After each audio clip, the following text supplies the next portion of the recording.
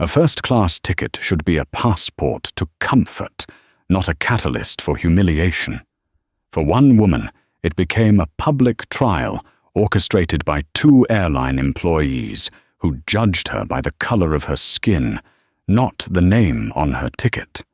They sneered, they accused, and they sought to make an example of her in the crowded terminal.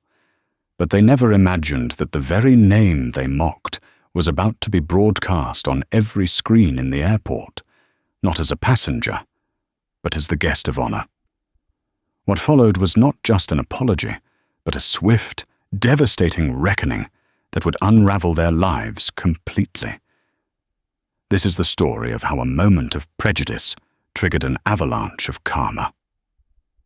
The air in John F. Kennedy International Airport's Terminal 4 had its own unique energy at 6 a.m.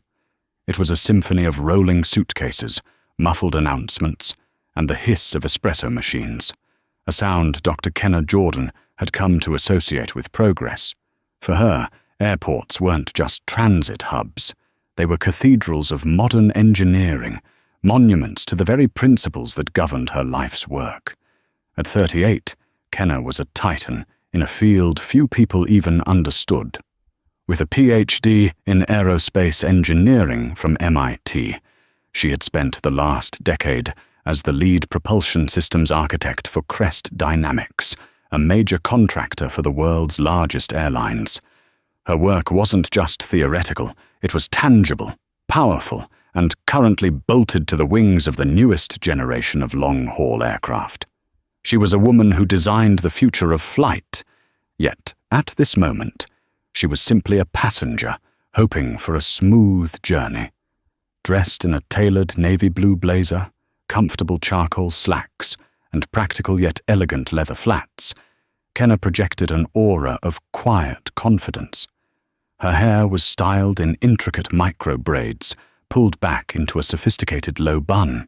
In her hand, she carried a slim leather briefcase containing her laptop and the final pre-flight analysis for what awaited her in Zurich, the international unveiling of the JC-1 engine, the J of which stood for Jordan. It was the culmination of 6 years of sleepless nights, failed simulations, and one spectacular breakthrough in turbine efficiency that was poised to save the aviation industry billions. She approached the Aerolink Global Priority check-in counter, her first-class ticket to Zurich clutched in her hand. The line was short, a perk she genuinely appreciated, not for the luxury but for the efficiency. She valued time above all else. Ahead of her, a man in a rumpled suit was arguing about his baggage allowance, his voice a low grumble. Kenna waited patiently, reviewing mental checklists for her presentation. Finally, the man huffed off, and she stepped forward, placing her passport and ticket on the marble counter. "Good morning," she said, her voice warm and clear. The woman behind the counter, whose name tag read Brenda, didn't look up immediately. She was a woman in her late 50s, with tightly permed blonde hair and a permanent look of dissatisfaction etched around her mouth. She was busy typing furiously, her nails making sharp, aggressive clicks on the keyboard. After a solid 10 seconds, she finally glanced up, her eyes flicking over Kenna, from her braids down to her shoes, before landing on the ticket. She picked it up as if it were a curious artifact. Zurich. First class, she stated, not as a confirmation, but as an accusation. Her tone was flat, but laden with a heavy, dismissive skepticism. "That's correct," Kenna replied, maintaining her pleasant demeanor. Brenda's eyes narrowed slightly. She scanned the ticket's barcode with a deliberate, slow movement, her gaze fixed on the monitor. She grunted.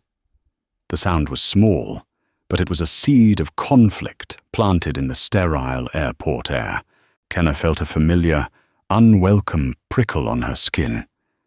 It was the feeling of being questioned, of not fitting someone's preconceived notion of who should be standing in the first-class line. She had faced it before. At academic conferences, in boardrooms, even at parent-teacher meetings for her sister's kids. It was the silent, and sometimes not so silent, questioning of her presence in spaces of success. But today, of all days, with the pinnacle of her career just hours away, she had no patience for it. Still, she kept her composure. It was her armor. "Is there a problem?"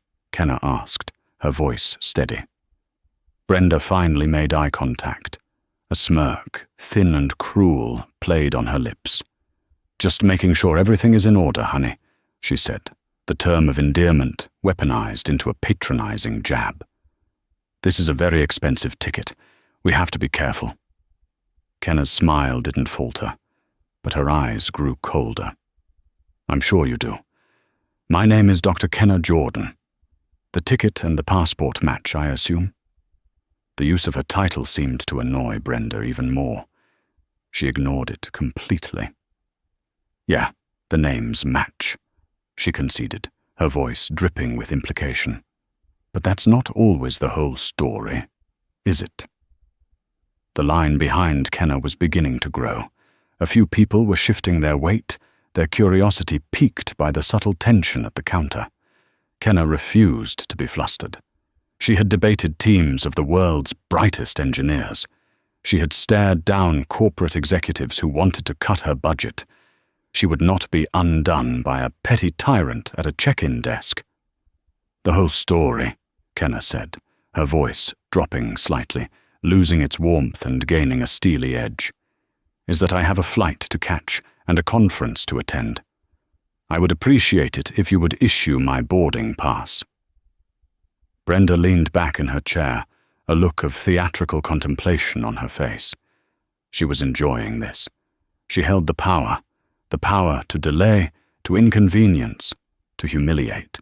"I'm just not sure," she said, tapping a long, painted nail on the counter. "I think I need to get my supervisor. This requires a second look." The storm had arrived, and Kenna knew, with a sinking feeling in her stomach, that it was about to get much, much worse. The supervisor Brenda summoned was a man named Frank Peterson. He emerged from a back office, carrying himself with the self-importance of a man whose authority was confined to a very small kingdom. He was tall and doughy, his cheap polyester suit straining at the seams.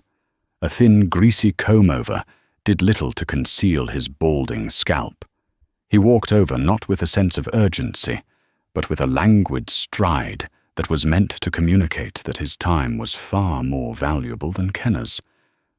"What's the issue here, Brenda?" he asked, completely ignoring Kenna as if she were a piece of luggage.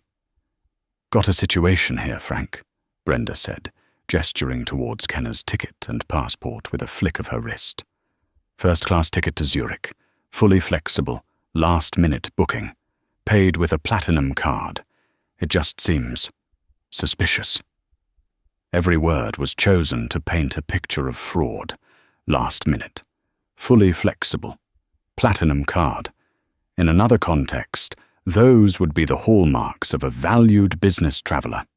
Coming from Brenda, directed at Kenna, they were coded accusations. Mr. Peterson finally turned his gaze to Kenna. His eyes, small and beady, performed the same condescending scan Brenda's had, but with an added layer of managerial scrutiny. He was assessing a problem, and it was clear he had already decided she was the source. "Ma'am," he began, his voice a slick, patronizing drawl. "We have certain security protocols we have to follow when a booking flags our system." Kenna's eyebrows rose. "Flags your system? On what grounds?" "The ticket was purchased by my company's corporate travel department, the same way they've purchased dozens of tickets for me over the years." "Your company?" Peterson asked, picking up her passport and examining it. "And what company would that be?" "Crest Dynamics," Kenna said calmly. "We're a primary partner of Aerolink Global. In fact, your airline is our biggest client." This information should have immediately diffused the situation. It should have triggered a flicker of recognition, a change in tone. Instead, Peterson exchanged a knowing glance with Brenda. The smirk was back on her face, wider this time. They saw her statement not as a fact, but as a desperate, over-the-top lie. A black woman claiming to be a high-level executive for their biggest corporate partner. To them, the idea was preposterous. Crest Dynamics, you say? Peterson mused, tapping her passport on the counter. Big name. We do a lot of business with them. And I have to say, I've never seen you before. He said it as if his personal recognition was a prerequisite for corporate employment. I'm an engineer, Mr. Peterson. I don't typically handle the travel logistics, Kenner explained, her patience wearing dangerously thin. I design the engines that power your aircraft. This was the last straw for Brenda. She let out a short, sharp laugh, a sound like a startled goose.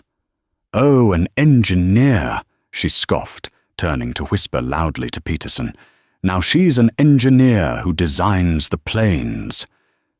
The humiliation was no longer subtle. It was a performance for the growing audience in the queue behind her.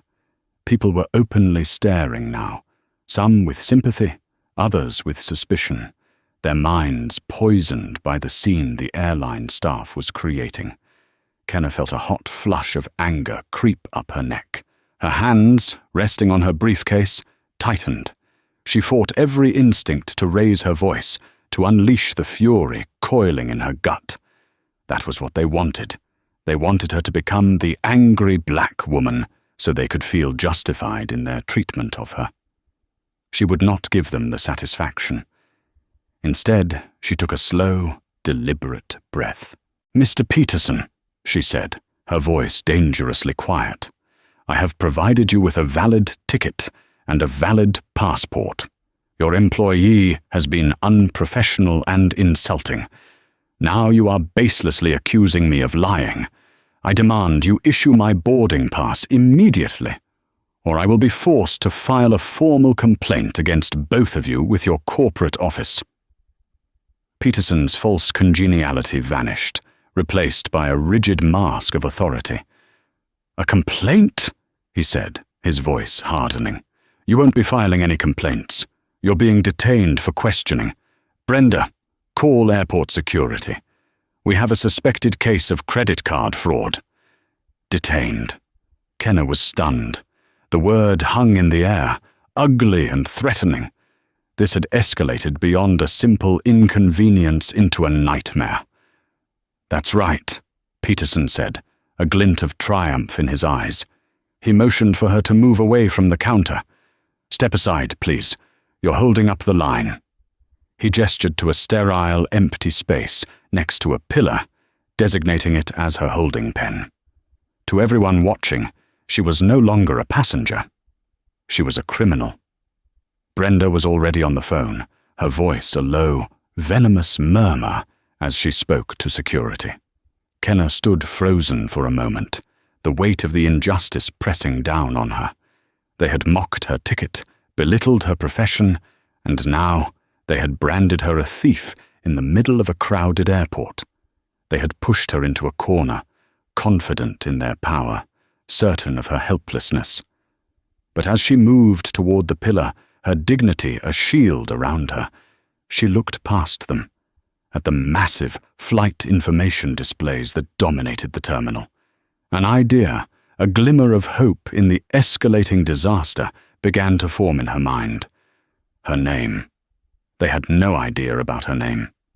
2 airport security officers arrived within minutes. They were younger men, their faces impassive, their movements practiced and impersonal. They didn't approach with aggression, but their presence alone solidified Kenner's public humiliation. Passengers in the now snaking line were craning their necks, whispering, their phones held discreetly at their sides. Kenner knew she was being filmed.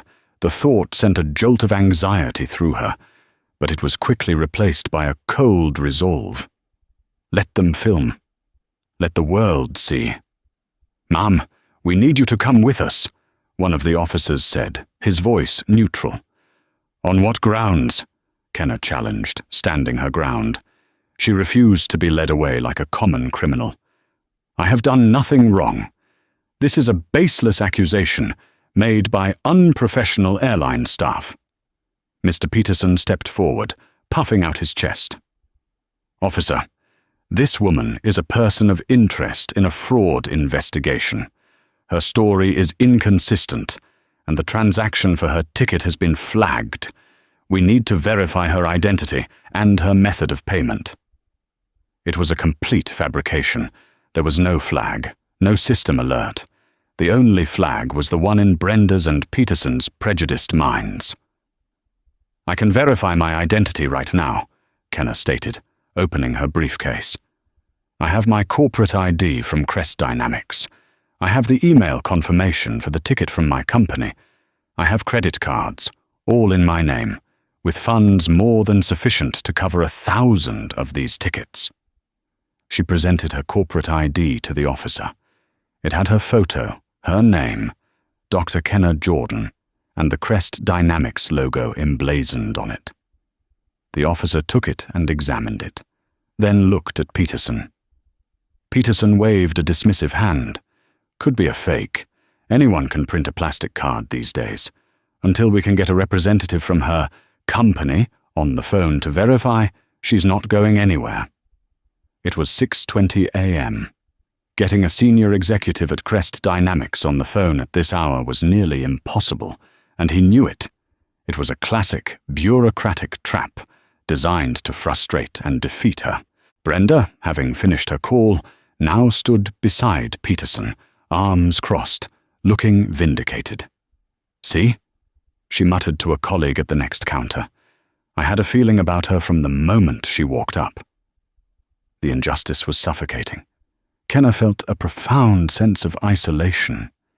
Here she was, one of the lead minds behind a multi-billion-dollar engineering project that was critical to this very airline's future, and she was being treated as less than human. Her accomplishments, her education, her entire life's work, erased by the snap judgment of two people who saw nothing but a black woman who didn't know her place. This is unacceptable, Kenna said, her voice shaking with restrained fury. You are abusing your authority. What you are doing is not only wrong, it is illegal. This is defamation and unlawful detainment. Peterson laughed. Oh, the big words are coming out now. Defamation. Listen, lady, I'm the station manager here. My only concern is the security of this airline. You fit a profile and my staff acted on their instincts. Now you can either cooperate or we can make this much more difficult. The threat was clear. He was the wall of authority, and she was expected to break against it. The security officers, caught in the middle but obligated to follow the station manager's lead, looked increasingly uncomfortable. What do you want from me?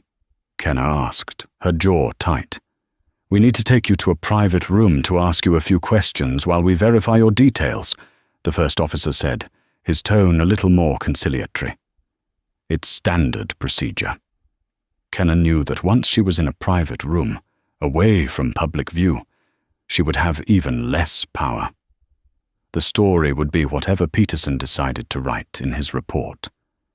The anonymous videos being shot by passengers were her only unbiased witnesses. No, she said firmly. We will resolve this right here, in public. I have nothing to hide. If you believe I have committed a crime, then arrest me. If not, then you will process my boarding pass. Her defiance seemed to stun Peterson. He was used to people crumbling. He exchanged another look with Brenda, a flicker of uncertainty in his eyes for the first time.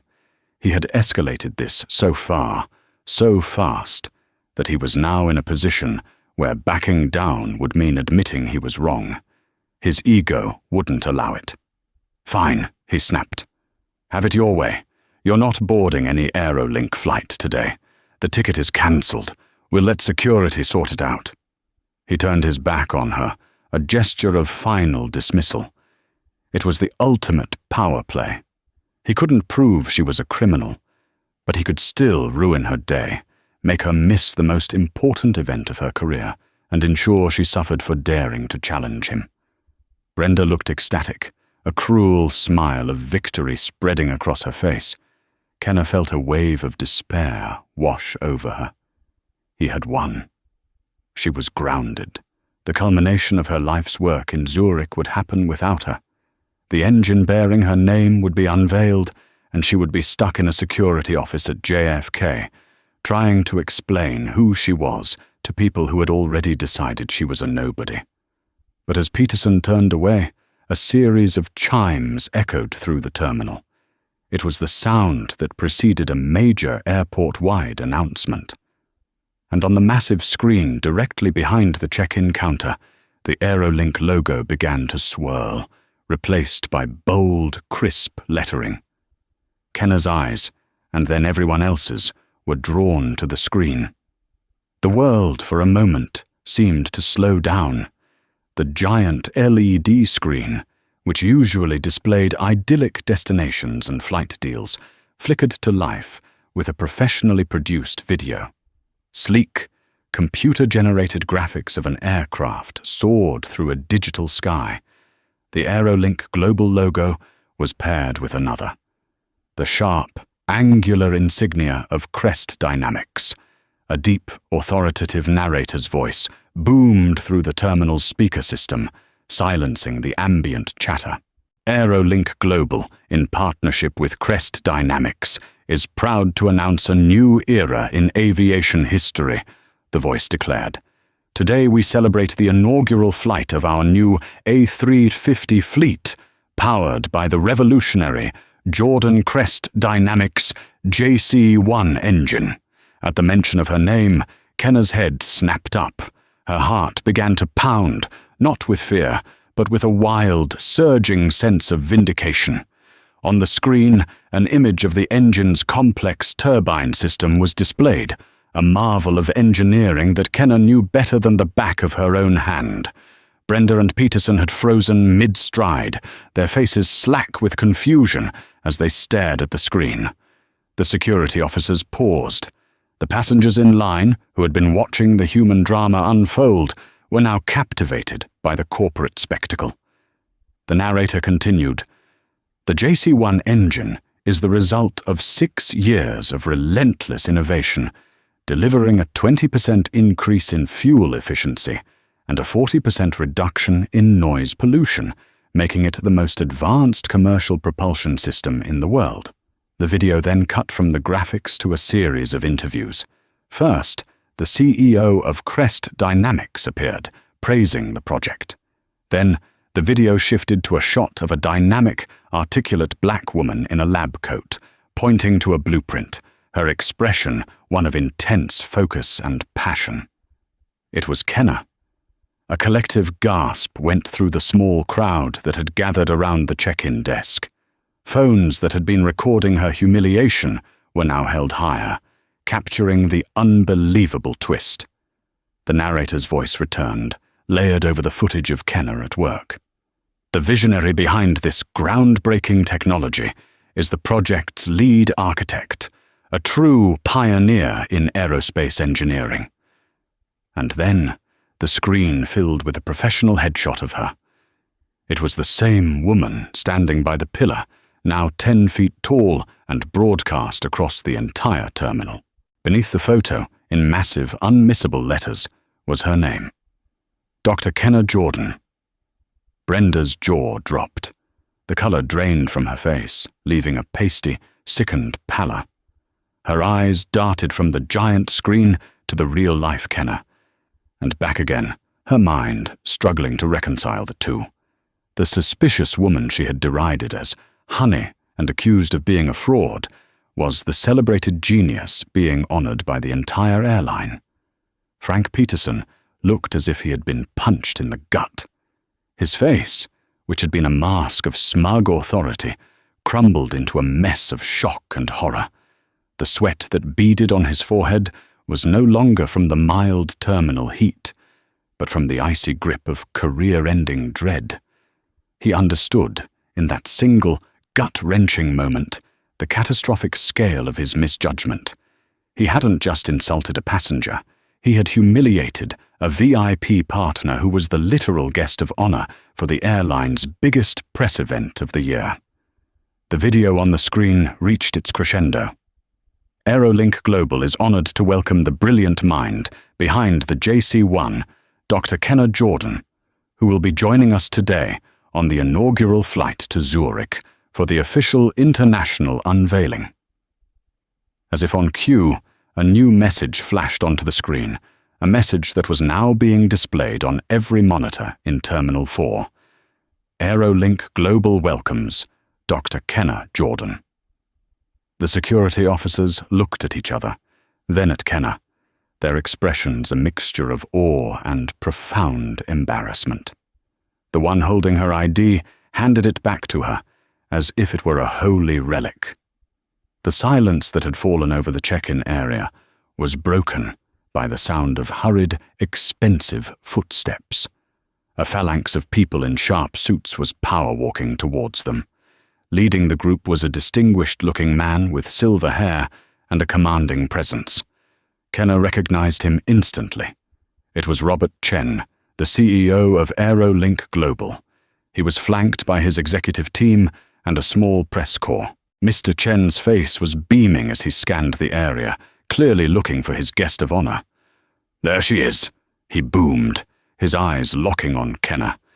His smile was wide and genuine, but as he got closer, his smile faltered. He took in the scene. The two sheepish security guards, the gawking passengers, and his two employees, Brenda Morris and Frank Peterson, who looked like they were about to be physically ill.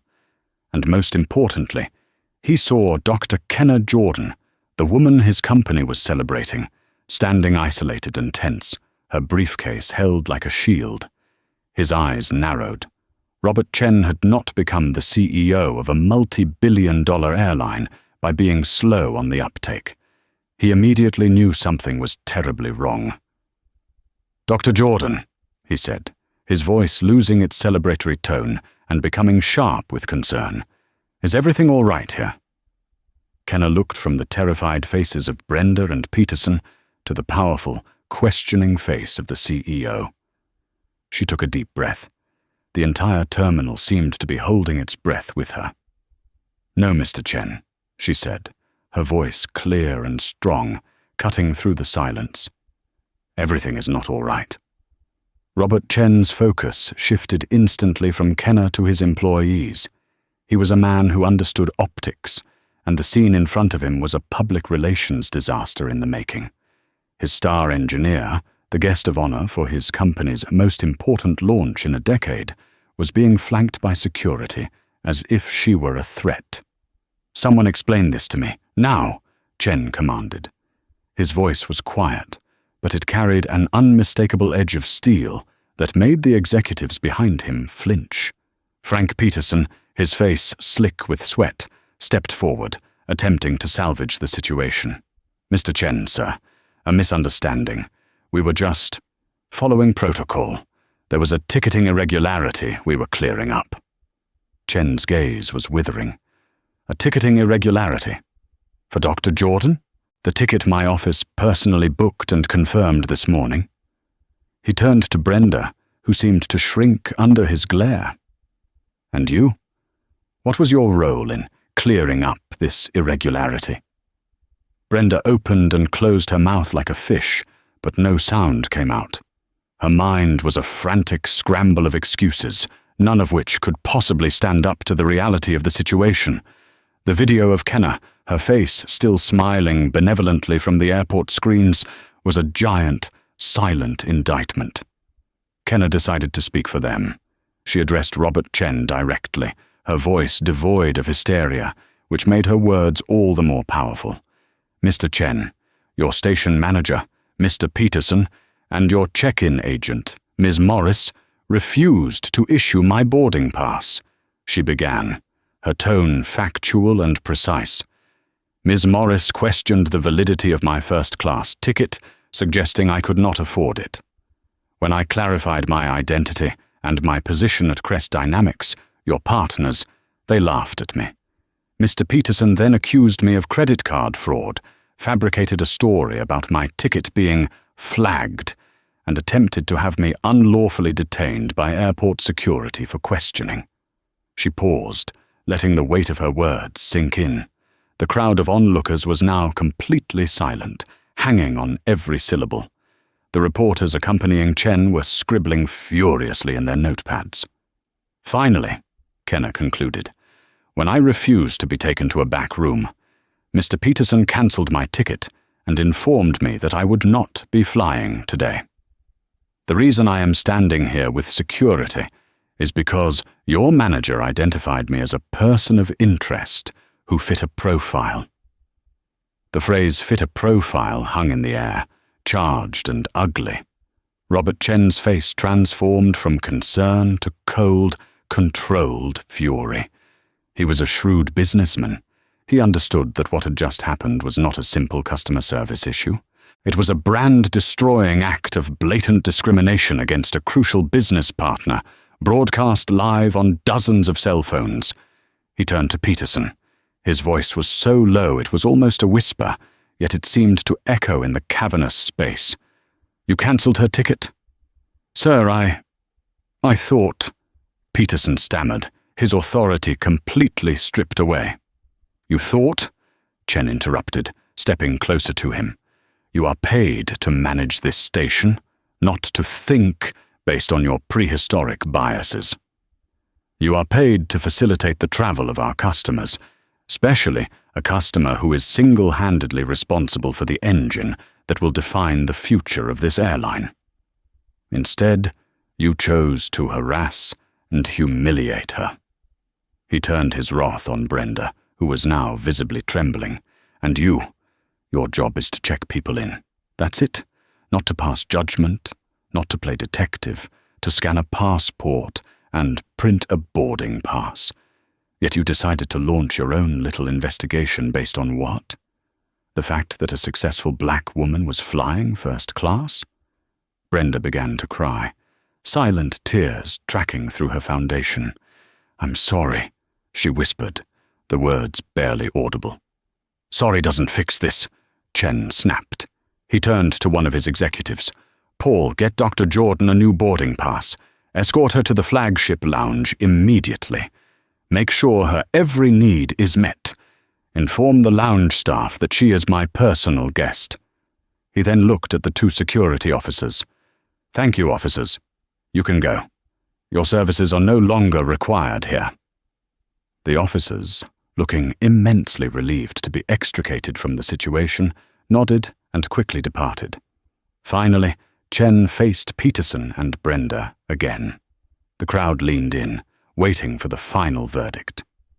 "As for you two," he said, his voice as cold as ice, "collect your personal belongings from your lockers.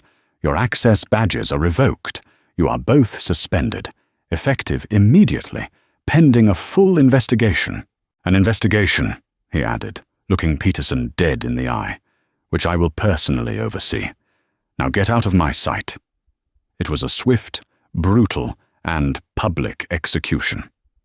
Peterson, his face ashen, simply nodded, his entire world having collapsed in under 10 minutes. Brenda let out a small sob and hurried away towards the staff area, her face buried in her hands. Peterson followed a moment later, a broken man, avoiding the dozens of staring eyes that followed his every step. Robert Chen turned back to Kenner, his expression softening into one of profound apology. "Dr. Jordan, on behalf of every single person at Aerolink Global, I am deeply, profoundly sorry. What you experienced is inexcusable and runs counter to everything we stand for.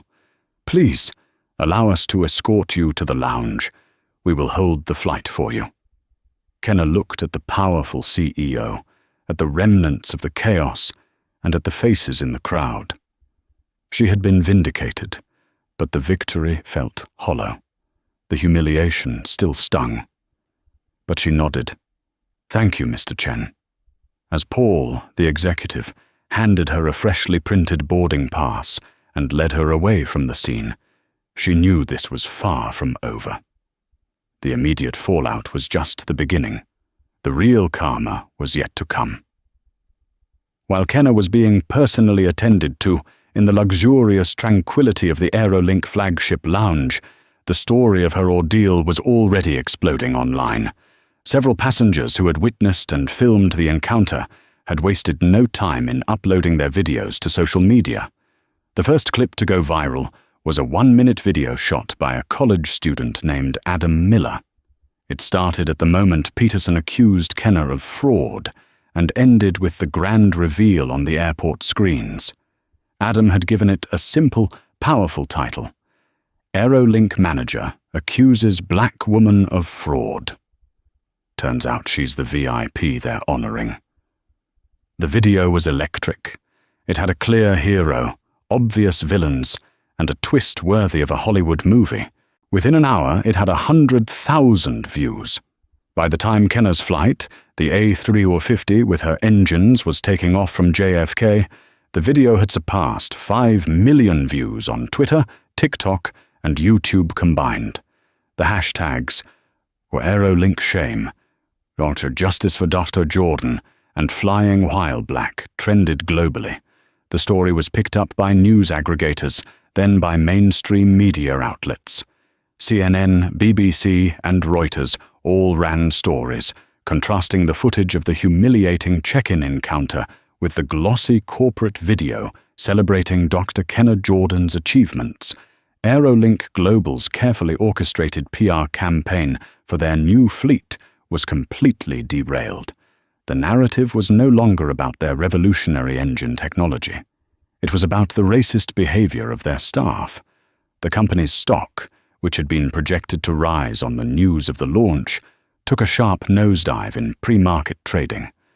Robert Chen, who was on the flight with Kenna, was receiving frantic updates from his communications team on the ground. He had thought he had contained the situation with the public firing. He had vastly underestimated the power of a viral video. In the fallout, Brenda Morris and Frank Peterson were transformed from anonymous airport employees into international symbols of prejudice.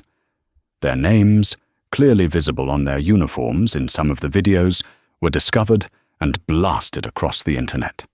Amateur sleuths found their LinkedIn profiles, their local community Facebook groups, their entire digital footprint. They were subjected to a relentless barrage of online hate. For Brenda, the consequences were swift and brutal. Her local town's Facebook page was flooded with comments condemning her. People she had known for years posted about times she had been rude or displayed prejudiced behavior in the past. Her landlord, seeing the negative attention brought upon his property, initiated eviction proceedings, citing a clause in her lease about bringing the property into disrepute. The grocery store she frequented became a place of whispered insults and hostile glares.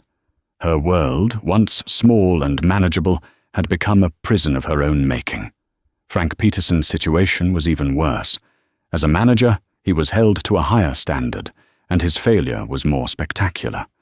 His LinkedIn profile was inundated with thousands of negative comments.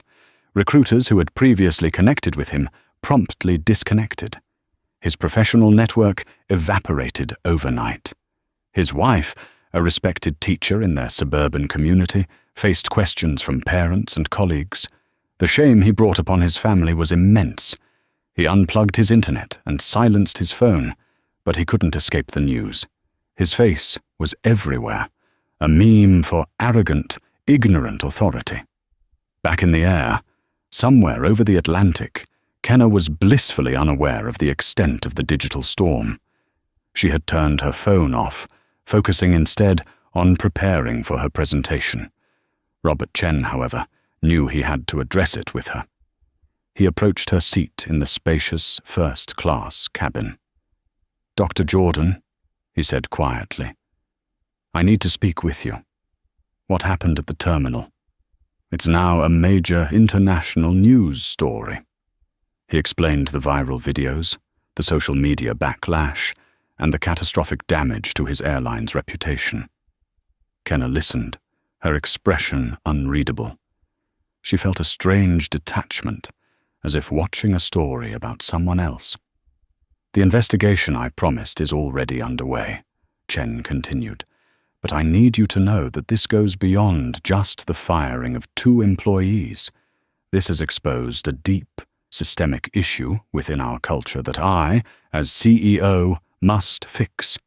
When we land in Zurich, my team will release a formal, public apology. To you, personally. But I wanted to give you my personal apology first. We failed you." Kenna looked out the window at the endless expanse of blue sky. The engines she had designed were humming perfectly, carrying them smoothly towards their destination. It was a bitter irony. She had given this airline the gift of flight, and in return, its employees had tried to chain her to the ground. "Mr. Chen," she said finally, turning to face him. "An apology is a start. But what happened to me wasn't just a failure. It was a symptom of a disease. Firing those 2 people is like cutting off a single leaf from a poisoned tree. It doesn't fix the roots."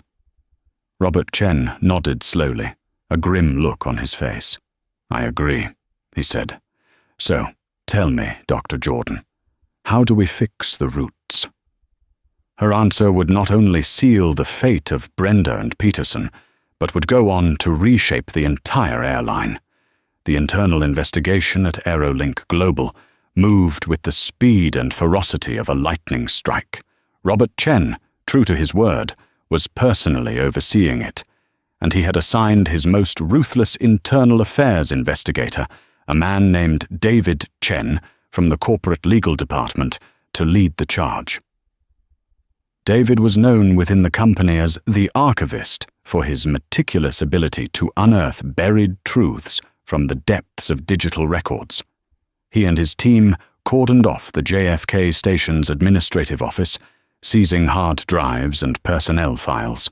They began with a keyword search of the internal complaint system, cross-referencing Frank Peterson's station ID with terms like discrimination, rude, racism, profiled, and aggressive. The results were staggering. A cascade of neglected grievances, dating back nearly a decade, painted a grim picture. David focused on a complaint from 18 months prior. A Nigerian family, flying business class, had been accused by Brenda Morris of having forged passports. Peterson had intervened, held the family for 2 hours, causing them to miss their flight, only to discover the passports were perfectly legitimate. Peterson's official report on the matter was a masterclass in bureaucratic deflection. Procedural confusion regarding new passport security features. Staff acted with appropriate caution. Matter resolved. He had buried it. There were dozens more just like it.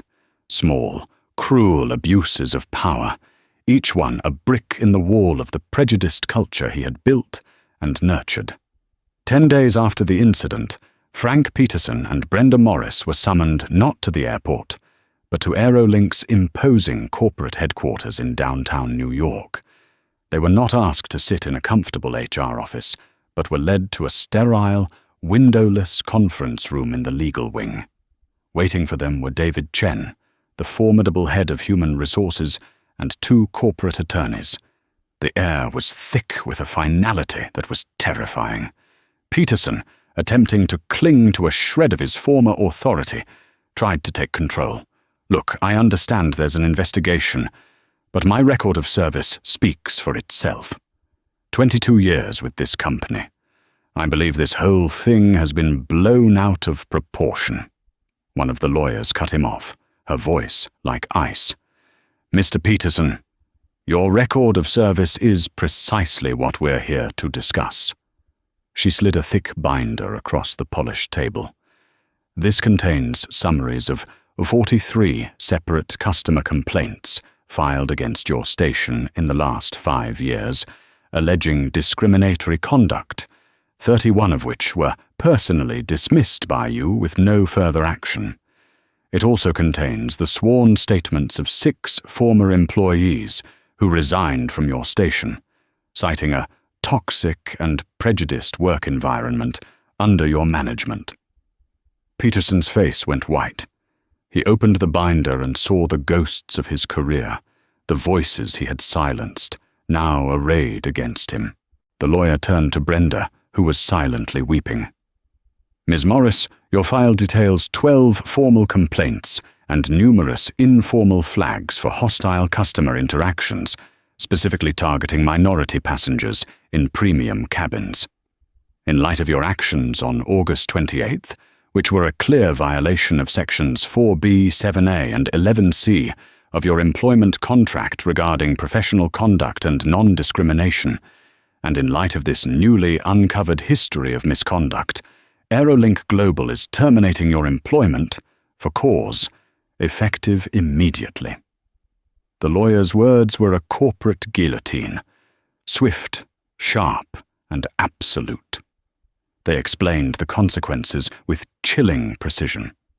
Forfeiture of all severance, immediate cessation of benefits, and the freezing of their non-vested pension funds.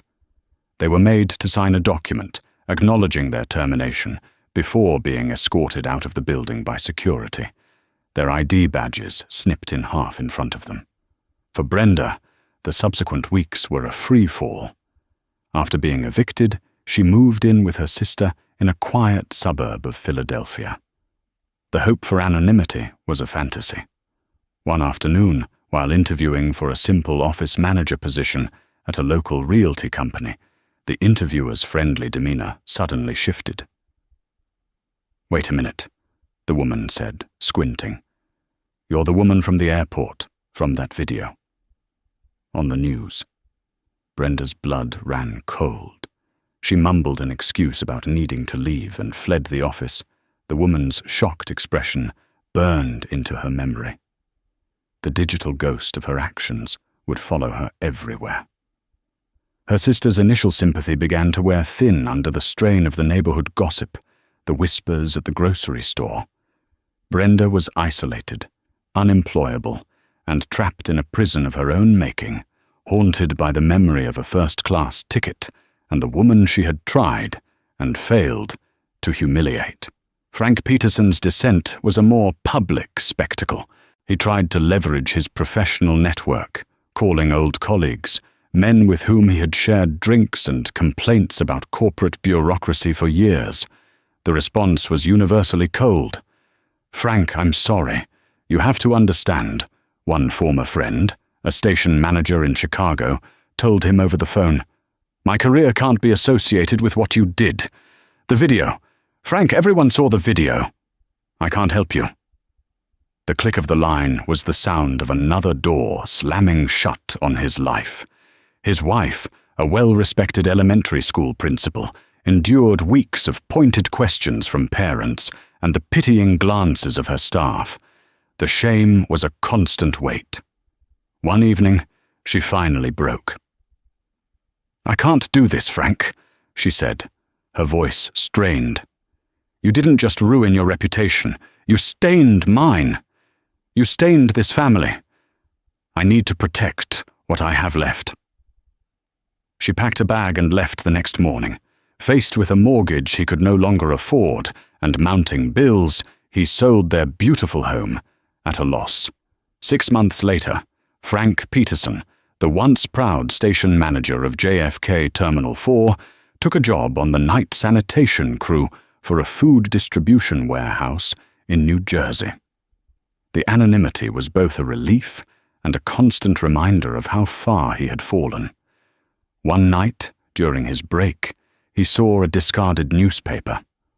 On the front of the business section was a smiling picture of Robert Chen and Dr. Kenna Jordan announcing the industry-wide success of the Jordan Initiative. He crumpled the paper in his fist, the bitter taste of consequence flooding his mouth. While their lives were unraveling, Kenna was navigating an unexpected transformation. The incident had made her famous beyond the confines of the aerospace industry. She was initially reluctant to step into the spotlight, But she quickly realized that her story had become a symbol for something much larger. At the urging of the CEO of Crest Dynamics, who had furiously leveraged their multi-billion-dollar contract to ensure Aerolink took profound action, she began accepting interview requests. She appeared on national morning shows and in major publications, always steering the conversation away from personal revenge and towards the systemic issues of bias. It was during this time that Robert Chen made his call. He didn't just offer an apology, he offered a platform. "This can't just be about firing 2 people, he had said, his voice heavy with sincerity. "That's not justice, that's just management. I want to build a better airline, Kenna, and I can't do it without you." His proposal for the Jordan Initiative was not just a PR move, it was an act of corporate penance and a genuine plea for help. Kenna knew this was the true resolution. The fate of Brenda and Frank was a sad, sordid footnote. The real opportunity was to ensure that no one else would have to endure what she had. It was a chance to re-engineer not just an engine, but a culture. Her pain, she decided, would not be a scar. It would be a blueprint. The development of the Jordan Initiative became Kenna's secondary project. She poured her analytical mind into it with the same rigor she applied to engine schematics. Working with a team of top diversity and inclusion consultants, hand-picked by Aerolink, she helped craft a curriculum that was more than just a series of corporate videos and box-checking exercises. It was immersive, challenging, and deeply human. The program used real-life scenarios, including a carefully anonymized version of her own experience at JFK, to force employees to confront uncomfortable truths about their own biases. It included modules designed by psychologists on the science of prejudice and workshops that taught active listening and empathy. It was rolled out not just to customer-facing staff, but to everyone, from baggage handlers to the board of directors. Robert Chen was the first person to complete the full training course. 2 years later, the results were tangible. Aerolink's internal metrics showed a 60% decrease in customer complaints related to discrimination. Employee satisfaction scores rose, particularly among minority staff who felt the culture was genuinely shifting. Other airlines, initially watching with skepticism, began to take notice. The Jordan Initiative became a new gold standard in the industry, a model for how a corporation could respond to a crisis, not just with damage control, but with authentic, transformative change. Kenna never saw Brenda Morris or Frank Peterson again. She occasionally wondered what had become of them, but she didn't dwell on it. Their downfall was not her victory. Her victory was the plaque she saw being installed at the entrance to Aerolink's main training facility in Dallas. It was a simple, elegant bronze plaque that read, "The Jordan Initiative," dedicated to fostering a world where every journey is met with dignity and respect. One afternoon, while waiting to board a flight, an A350, powered by her JC-1 engines, Kenna was approached by a young black woman in an Aerolink pilot's uniform. "Dr. Jordan," the pilot asked, her eyes shining with admiration. "I just wanted to say thank you, not just for the engines, they're a dream to fly, by the way, but for what you did. I started my training here 3 years ago, and the culture back then, it was tough. But since your initiative was implemented, the change is real. You made this a better place for people like me." Kenna smiled, a genuine heartfelt smile. "Thank you, Captain," she said, reading the pilot's name tag. "That means more to me than any engineering award." As she walked down the jet bridge, she felt the familiar hum of the aircraft. It was the sound of her life's work, a sound of progress and power. But today, it was joined by a quieter, more profound satisfaction. She hadn't just designed a machine that could conquer the skies. She had helped recalibrate the moral compass of the people who operated it. The karma that had visited Brenda and Frank was not just about punishment. It was about balance. Their act of prejudice had inadvertently created a powerful force for good, a legacy of change that would long outlive the memory of their hatred. And in that, Kenna Jordan found a justice that was far more meaningful than simple revenge. This story is a powerful reminder that our actions, especially those born from prejudice, have consequences that can ripple out in ways we can never predict. For Brenda and Frank, a single moment of cruelty didn't just cost them their jobs, it cost them their futures. It serves as a stark warning that the authority we wield is a responsibility, not a weapon. But more importantly, it's the story of Dr. Kenna Jordan's incredible grace and strength. She turned a deeply painful experience not into a quest for revenge, but into a catalyst for widespread, positive change. She reminds us that the best response to injustice is not just to tear down the old, but to build something better in its place. If this story resonated with you, please hit that like button to help it reach more people. Share it with someone who needs to hear it. And don't forget to subscribe to our channel for more real-life stories of karma and justice. What did you think of the outcome? Let us know in the comments below.